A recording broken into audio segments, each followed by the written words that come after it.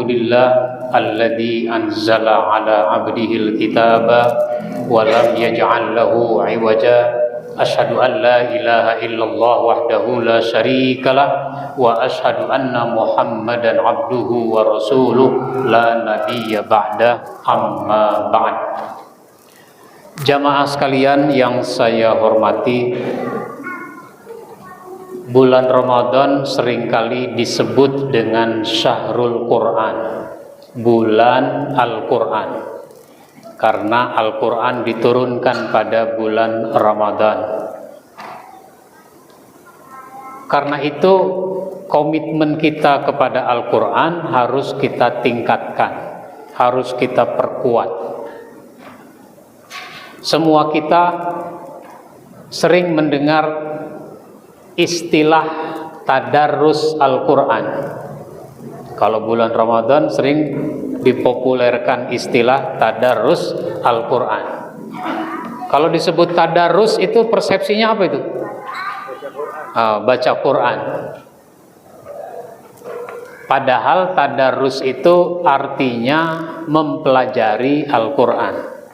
Dari kata darosa yadrusu, mempelajari Al-Quran. Untuk mempelajari Al-Quran memang harus dibaca. Al-Quran itu harus dibaca. Membacanya ada 3 bentuk. Ada 3 bentuk membaca Al-Quran. Nah, yang pertama adalah membaca ayat demi ayat, surat demi surat, sampai hatam. Ngomong-ngomong, ada nggak di antara kita yang belum bisa baca Quran dengan baik? Ada nggak? Berarti nggak ada. Semuanya bisa baca Quran dengan baik. Nggak ada yang nunjuk tangan. Kalau ada yang belum bisa baca Quran dengan baik, ya paling cuma 1, 2, 3, 4, 5, 6, 7, 8, paling cuma segitu, 8 orang. Saya juga nggak tahu duduknya sebelah mana. Maka kalau bapak, ibu ada yang belum bisa baca Quran dengan baik, bisa dibimbing di sini, di Masjid Raya Al-Insan. Ada program bimbingan baca Al-Quran. Begitu. Jangan sampai ada di antara kita tidak bisa baca Quran dengan baik. Untuk mengetahui sudah bisa baca apa belum, ya dengan guru. Dengan guru. Nggak bisa kita merasa baca Quran kita sudah baik, padahal belum dicek sama guru Al-Quran. Itu satu, membaca sampai hatam. Yang kedua adalah membaca terjemahnya, karena Quran itu bahasa Arab. Bahasa Arab itu enggak kita pahami dengan baik, sehingga perlu kita baca terjemahnya. Ada enggak di antara kita yang sudah hatam baca terjemah Al-Quran? Kalau baca Quran saya yakin sudah pada hatam, tapi baca terjemahnya belum tentu. Baca terjemahnya. Quran terjemah ada.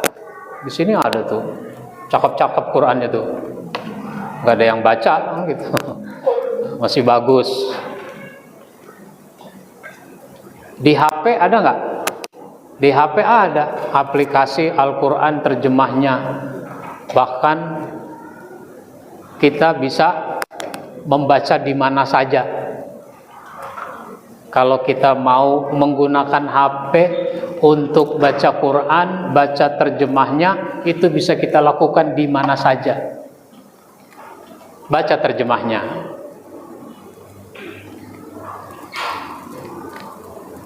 Di dalam Quran, di kalangan orang Arab saja itu ada kata-kata yang mereka juga nggak tahu maknanya, mereka nggak tahu. Makanya di kalangan ulama Al-Quran itu diperjelas maksud dari suatu kata. Oh, itu banyak ulama yang menulis soal itu, mengkaji soal itu. Itu yang kedua ya, baca terjemahnya. Nah, yang ketiga, baca tafsirnya. Soalnya terjemah saja nggak cukup, apalagi banyak istilah-istilah dalam Al-Quran itu sudah jadi bahasa Indonesia, sehingga nggak ada terjemahnya tuh. Emang udah jadi bahasa Indonesia. Kata takwa, kata ikhlas, kata sabar, kata istiqomah, macam banyak sudah jadi bahasa Indonesia, yang kalau di terjemahan kita baca ya itu begitu artinya. Dzalikal kitabu la raiba fihi hudal lil muttaqin. Kitab itu, kitab ya kitab tuh. Kitab kan kata bahasa Arab, nggak diterjemahkan dengan buku misalnya. Ya, kitab itu, kalau dikatakan buku itu, enak aja Quran dibilang buku. Gitu misalnya. Kitab itu tidak ada keraguan di dalamnya, petunjuk bagi orang takwa. Ya udah takwa itu, takwa ya bahasa, udah jadi bahasa Indonesia. Sehingga kata takwa itu perlu diperjelas, kata kitab perlu diperjelas. Alladzina yu'minuna bil ghaib. Ada lagi tuh, orang takwa itu beriman kepada yang ghaib. Ghaib udah jadi bahasa kita, serapan dari bahasa Arab, dari bahasa Al-Quran.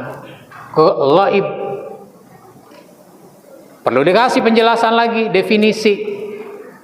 Nah, makanya penting membaca ensiklopedia Al-Quran, membaca penjelasan-penjelasan kata di dalam Al-Quran. Satu diantaranya ghaib itu. Udah nggak ada terjemahan itu, ghaib aja sudah, disebut alam ghaib misalnya.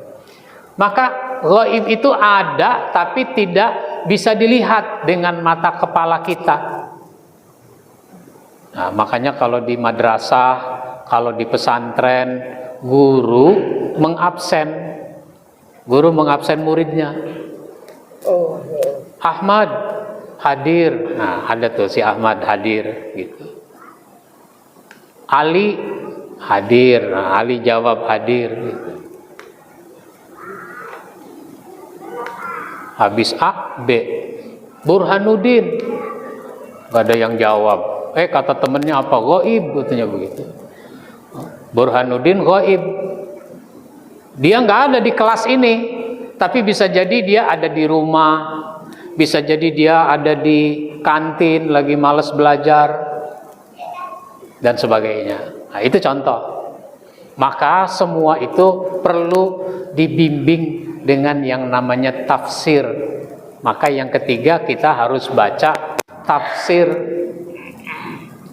Ulama-ulama Al-Quran saja itu masih mempelajari Al-Quran, sehingga sudah ada tafsir, tapi ada lagi tafsir, ada lagi tafsir, ada lagi tafsir, sehingga tafsir itu banyak. Baca itu tafsir.